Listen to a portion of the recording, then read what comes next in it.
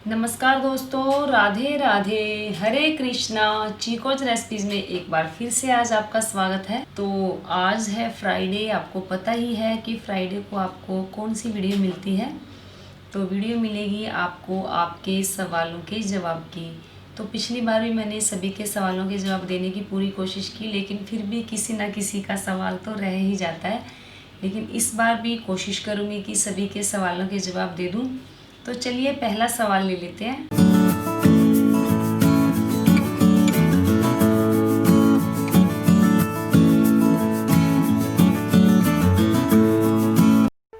Subscribe करें chikoo recipes को और बेल आइकन को टैप करें मेरी हर वीडियो सबसे पहले देखने के लिए। पहला सवाल है मान का। उन्होंने पूछा कि अगर आपकी तबीयत ठीक हो जाए तो मेरा क्वेश्चन है कि लड्डू गोपाल का रूम कहाँ पर बनाएं। तो जी तबीयत मेरी ऐसी ही चल रही है क्योंकि गला अभी भी ठीक नहीं हुआ है। तो चलो ये तो ठीक होता रहेगा धीरे धीरे। तो जी आपने पूछा कि लड्डू गोपाल जी का रूम कहाँ पर बना सकते हैं। तो जी लड्डू गोपाल जी का रूम या तो मंदिर जहाँ है वहीं पर उन्हें विराजमान करें, नहीं तो जहाँ आपके बच्चे सोते हैं वहाँ उन्हें सुलाएं। अगर वहाँ भी नहीं सुला सकते या जगह नहीं है तो जिस रूम में आप खुद सोते हैं वहाँ लड्डू गोपाल जी को सुलाएं। हाँ, लेकिन उन्हें जो चादर है वो ओढ़ाकर सुलाएं। फिर सवाल है अर्चना का कि ma'am I am having a doubt that is in this month we will start any vrat mean fast, please answer me because I am asking since 3 weeks, please Hare Krishna है। तो आपने कहा कि आप 3 हफ्तों से ये सवाल पूछ रही हैं। तो देखिए आपका सवाल मेरी आंखों के आगे नहीं आया। जैसे ही अब मुझे आपका सवाल दिखा तो मैंने आपका सवाल ले लिया। तो अधिक मास में कोई नया व्रत कहते हैं कि वैसे तो अगर मेरे नज़रिए से देखा जाए तो अधिक मास में आप कोई भी व्रत कर सकते हैं। जब अधिक मास में यही कहा गया है कि आप धार्मिक अनुष्ठान कर सकते हैं, जप तप ध्यान पूजा चिंतन मनन सब कर सकते हैं, तो आप व्रत शुरू क्यों नहीं कर सकते। क्योंकि अच्छे काम में कभी भी देर नहीं करनी चाहिए और बुरे काम करने के लिए 1000 बार सोचना चाहिए। तो आप तो अच्छा काम ही कर रही हैं, तो मेरे नज़रिए से आप कोई भी व्रत अधिक मास में शुरू कर सकते हैं। फिर सवाल है ललिता कोहली का। उन्होंने बोला कि मैम 15-20 दिन से मेरा मन पूजा और ठाकुर जी में नहीं लग रहा है, क्या मुझसे कोई गलती हुई है, क्या मैं बहुत परेशान हूँ, मेरा मन घर के काम में भी नहीं लग रहा। तो जी ऐसा कई बार होता है, सबके साथ ही होता है। तो ऐसा नहीं है कि आपके अकेले के साथ ही हो रहा है, ये सबके साथ होता है कि कभी कभी तो हमारा जो पूजा करने में मन बहुत लगता है, कई दिन लगातार लगता रहता है। लेकिन कई बार ऐसा होता है हमारा मन ना घर पर लगता है, किसी काम में नहीं लगता और पूजा में भी नहीं लगता। तो देखिए मन के कहे अनुसार तो हम पूजा कर लेते हैं कि जब मन कर रहा है तो पूजा कर ली जाए, कोई बात नहीं। लेकिन जब मन नहीं कर रहा तो पूजा नहीं करेंगे, ऐसा नहीं है। नियम तो नियम है, मज़ा तो तभी है, यानी कि भगवान की पूजा में आनंद तभी आएगा जब आपका मन नहीं कर रहा फिर भी आप उसकी तरफ जाएंगे। तो भगवान भी परीक्षा लेते हैं, देखते हैं कि इसका मन नहीं कर रहा पूजा करने को, मैं देखता हूँ ये मेरी पूजा मेरी अर्चना करता है या नहीं करता, या करती है या नहीं करती है। तो जी बिल्कुल आप सोचें कि ये आपका नियम है, आपको चाहे बिना मन से पूजा करें लेकिन आपको पूजा करनी ही करनी है। काफ़ी टाइम पहले मैंने एक दोहा बताया था कि तुलसी मेरे राम को रीझ भजो या खींच, भोम पड़े जा में गिरे उल्टे सीधे बीज। कि आप भगवान को रीझ के सिमरें या खींच के सिमरें तो आपको फल तो मिलेगा ही मिलेगा, दूसरा आपका नियम भी बनेगा। तो जो किसान है जब अपनी खेत में फसल डालता है, यानी कि खेत में जब बीज डालता है, तो वो ये नहीं देखता कि जो बीज उल्टा गिरा है या सीधा गिरा है, लेकिन वो पौधा बनकर तैयार फिर होता ही होता है। तो आप भी ये ना सोचें कि आपका मन नहीं कर रहा पूजा करने को, क्या फ़ायदा होगा। तो फ़ायदा तो आपको होगा ही होगा। तो हो सकता है आपकी ये परीक्षा चल रही हो, तो अगर आपका मन नहीं भी कर रहा तो भी आप बिना मन से पूजा ज़रूर करें। फिर सवाल है यश का कि हम नवरात्रि में घर बदल रहे हैं और हम नवरात्रि में 9 दिन माता रानी की पूजा करते हैं, लेकिन इस बार घर बदलना है तो हम माता रानी की पूजा दोनों घर पर कर सकते हैं। 2 दिन पुराने घर और बाकी दिन नए घर कर सकते हैं। तो देखिए आपने मुझे ये नहीं बताया कि आपने अपने घर में जा रहे हैं या आपका जो रेंट का घर है आप चेंज कर रहे हैं। तो देखिए, अगर आपका अपना घर है तो आप नवरात्रि के पहले दिन ही जाएं, और अगर आपका रेंट का ही घर है तो भी आप कोशिश करें कि नवरात्रि के पहले दिन ही उस घर में जाकर शिफ्ट हो जाएं, ताकि आप जो माता रानी की पूजा है उस घर में नए सिरे से शुरू कर दें। लेकिन अगर किसी भी तरीके से नहीं हो पा रहा तो फिर तो आपके पास एक ही है, क्योंकि आपको कलश स्थापना नहीं करनी होगी, क्योंकि जहाँ पर कलश स्थापना हो जाती है फिर उस कलश को उठाया नहीं जाता। अगर आप ज्यों बीजेंगे तो ज्यों बीजे हुए जहाँ बीजे जाते हैं तो वहाँ से उठाकर दूसरी जगह नहीं लेकर जाए जाते हैं। तो आप सिंपल पूजा कर सकते हैं अपने घर में। तो फिर बाकी तो जैसे जब दूसरे घर में जाएंगे तो वहाँ भी पूजा नॉर्मल अपने आप हो ही जाएगी।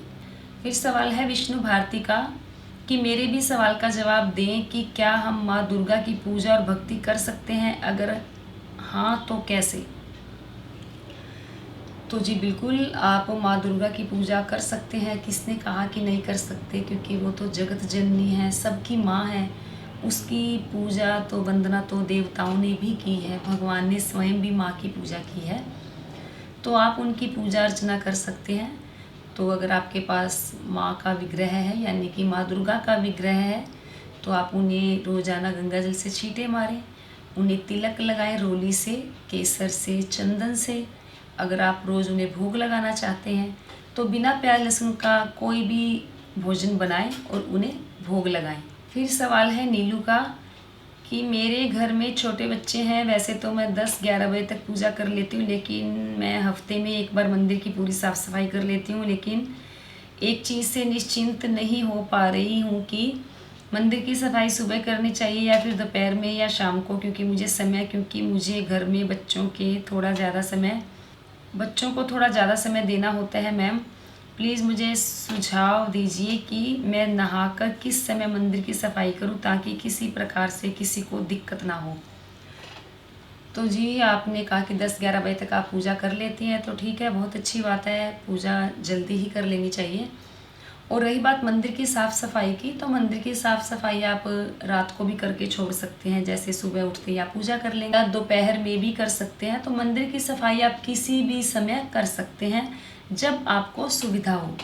फिर सवाल है शिल्पा का कि दीदी क्या पिज़्ज़ा, मैक्रोनी, नूडल्स ऐसी किसी चीज़ को घर पर बिना ऑनियन के बनाकर भोग लगा सकते हैं? मूली, गाजर, बैंगन को भोग में रख सकते हैं? Please tell me. Radhe Radhe. तो जी राधे राधे। तो पिज़्ज़ा का भोग लगा सकते हैं आप। घर पर पिज़्ज़ा बेस बनाएं, बाहर से पता नहीं वो क्या डालते हैं। बिना प्याज का, बिना लहसुन का घर पे पिज़्ज़ा बना सकते हैं। पनीर का पिज़्ज़ा बनाकर ठाकुर जी को भोग लगा सकते हैं। तो अगर आपने पिज़्ज़ा सॉस बनानी है तो भी ठाकुर जी के लिए बिना प्याज लहसुन की सॉस बनेगी। तो क्योंकि जो भी इनके लिए भोग बनेगा बिना प्याज लहसुन का ही बनेगा। तो मैक्रोनी आती है मार्केट से बनी हुई, वो सूजी की बनी होती है, तो आप वो बनाएं बिना प्याज लहसुन के, उसका भी भोग लगा सकते हैं। और रही बात नूडल्स की, तो नूडल्स की जगह आप ठाकुर जी के लिए घर पर ही सेवियाँ बनाएं और उसको नूडल्स का रूप देकर ठाकुर जी के भोग लगाएं। मीठी सेवियाँ भी बनाकर दे सकते हैं, नमकीन सेवियों का भी भोग लगा सकते हैं। फिर आपने पूछा कि मूली, बैंगन, गाजर का भोग लगा सकते हैं क्या, भोग में रख सकते हैं क्या? तो जी देखिए, मैं तो भोग लगा देती हूँ, मूली का भी लगाती हूँ, बैंगन का भी लगाती हूँ, गाजर का भी लगाती हूँ। तो बाकी कहते हैं शास्त्रों के अनुसार कि गाजर का भोग नहीं लगाना चाहिए। तो लेकिन जब अन्नकूट का प्रसाद बनता है तो उसके अंदर बैंगन भी डाला जाता है, मूली भी डाली जाती है, और बाज़ार में जितनी भी सब्जियां होती है सारी सब्जियां डालकर ठाकुर जी को भोग लगाया जाता है। फिर सवाल है हेमलता शर्मा का कि प्लीज़ बताएं कि जगन्नाथ, बलदेव और सुभद्रा महारानी की सेवा कैसे करें। मैम मैं बहुत टाइम से आपसे सवाल कर रही हूँ, पर आपने मेरा सवाल का जवाब अब तक नहीं दिया। तो जी हो सकता है आपका सवाल मेरी आंखों के आगे नहीं आया होगा, इसलिए नहीं दे पाई। तो जी आपने जो पूछा कि जगन्नाथ, बलदेव और सुभद्रा महारानी की सेवा कैसे करें, तो जहाँ तक मैंने सुना है कि जो जगन्नाथ भगवान है वो खाने के बहुत शौकीन हैं, उन्हें थोड़ी थोड़ी देर में कुछ खाने को चाहिए होता है। तो सेवा उनकी ठीक वैसे ही होगी जैसे आप लड्डू गोपाल जी की करते हैं, राधा कृष्ण की करते हैं। सुबह उन्हें स्नान करवाएं, या तो पंचामृत से या गंगा जल मिश्रित पानी से छींटे मारें, धूप दीप दिखाएं, आरती करें, मंत्रों का जाप करें, दूध का भोग लगाएं, तुलसी मिश्री पास रखें, तुलसी दल जरूर चढ़ाया जाता है उन्हें। फिर उसके बाद दोपहर का भोग लगाएं, शाम को भी कुछ ना कुछ भोग लगाएं, रात को दूध का भोग लगाएं। अगर आप सोचते हैं कि रात को खाने का भोग लगाना है तो आप वो भी लगा सकते हैं। तो बिल्कुल सिंपल सी साधारण सी सेवा है। फिर सवाल है साईं राम का कि दक्षिणावर्ती शंख कैसे रखें और क्या वो शंख से लड्डू गोपाल को नहला सकते हैं अगर शंख चावल में रख सकते हैं। अगर शंख चावल में रख सकते हैं तो जी देखिए, शंख में चावल रखे जाते हैं। कुछ लोग उसके अंदर गंगा जल डालकर रखते हैं, पानी भी डालकर रखते हैं। कहते हैं कि शंख को खाली कभी भी नहीं रखना चाहिए। हाँ, उसी शंख से आप ठाकुर जी को स्नान भी करवा सकते हैं। फिर सवाल है विनोद कुमार का कि क्या लड्डू गोपाल का भी नवरात्रि में फास्ट होता है। तो जी नहीं, लड्डू गोपाल जी को नवरात्रि में फास्ट नहीं रखवाया जाता। उनका जो व्रत होता है वो सिर्फ और सिर्फ एकादशी के दिन रखवाया जाता है। फिर सवाल है जय गुरुदेव का कि संडे को तुलसी पूजा करनी चाहिए या नहीं। तो जी संडे को तुलसी तोड़नी नहीं चाहिए। तुलसी में जल दिया जाता है, तुलसी जी में दिया भी लगाया जाता है। क्योंकि मैंने बचपन से अपने बड़ों को एकादशी के दिन तुलसी में दिया जलाते देखा है, तुलसी में जल चढ़ाते हुए भी देखा है। हाँ, लेकिन तुलसी तोड़ते हुए कभी नहीं देखा। फिर सवाल है आशिमा का कि मुझे ये बताएं कि मैं नवरात्रि में माता के साथ लड्डू गोपाल जी की पूजा कैसे करूं, क्योंकि मैं माता की पूजा बड़े ही धूमधाम से करती हूँ। मेरे पास जगह की परेशानी है क्योंकि एक मेरी पहली नवरात्रि है। लड्डू है के साथ तो एक ही चौकी पे दोनों लोग को बिठा सकती हूँ। लड्डू गोपाल जी को सुला सकती हूँ क्योंकि एक से ज़्यादा चौकी मैं नहीं रख पाऊँगी, तो मेरी दुविधा दूर करें। तो जी बिल्कुल, जहाँ आपने माता रानी की चौकी लगाई है वहाँ आप गोपाल जी को विराजमान कर सकती हैं और वहीं गोपाल जी को सुला भी सकती हैं।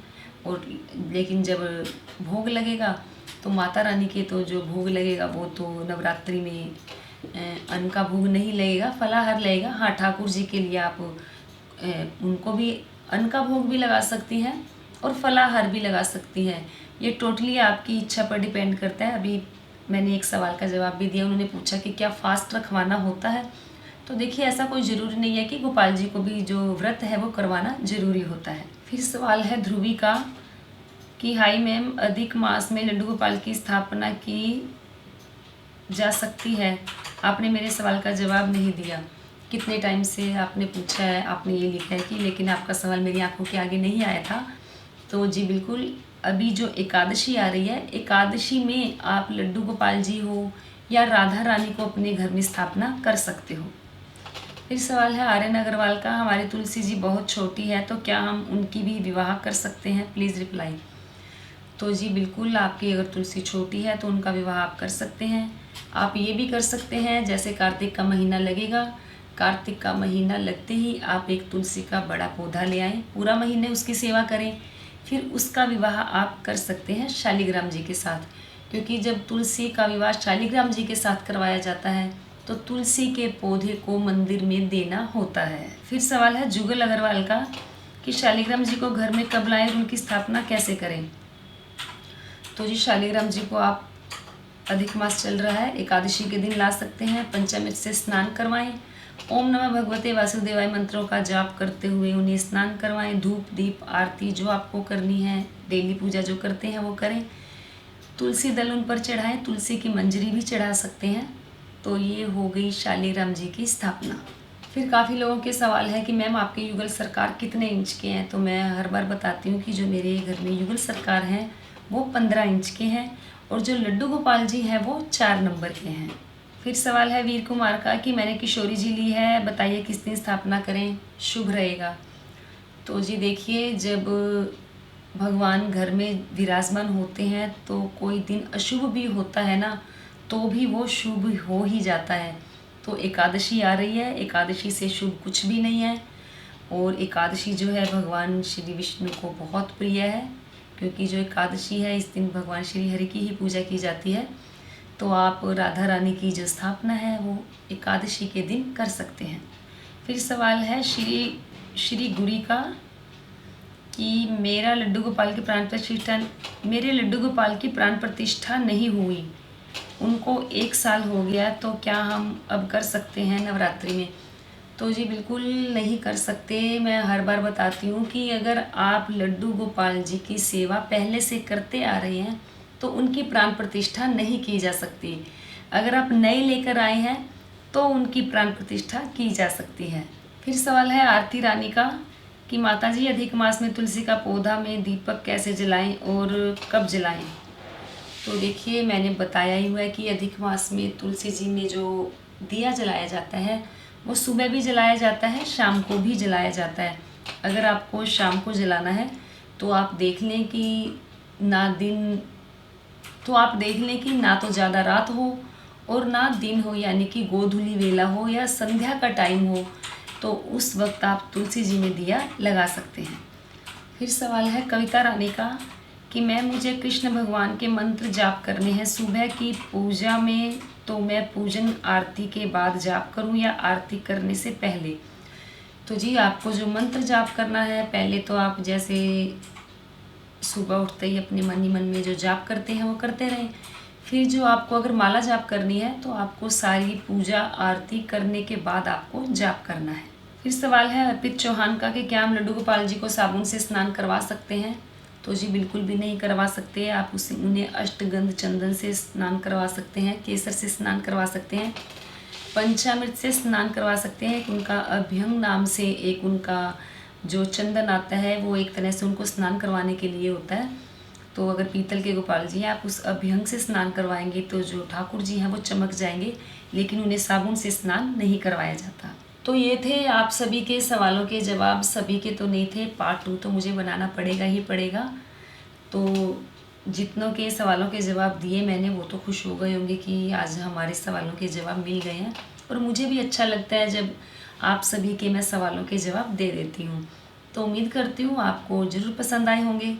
तो वीडियो को लाइक करें, शेयर करें, चैनल को सब्सक्राइब करना बिल्कुल ना भूलें, और साथ में जो बेल आइकन नज़र आ रही है उसको टैप करना बिल्कुल ना भूलें, ताकि मेरी हर वीडियो की नोटिफिकेशन आप तक सबसे पहले पहुंच जाए।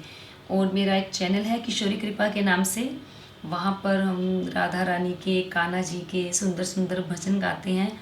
और उनके जो हरी धुन है वो भी, जैसे अधिक मास में श्रीमन नारायण नारायण हरि हरि, इन धुनों को चलाया जाता है या गाया जाता है। तो ये जो धुन है गाई जाती है, तो आप वहाँ जाकर भगवान श्री हरि के, कान्हा जी के और राधा रानी के प्यारे प्यारे भजन सुन सकते हैं। तो उसका लिंक आपको डिस्क्रिप्शन बॉक्स में मिल जाएगा, किशोरी कृपा का। तो उम्मीद करती हूँ वीडियो पसंद आई होगी। तो आज के लिए इतना ही, फिर मिलते हैं। धन्यवाद। हरे कृष्णा।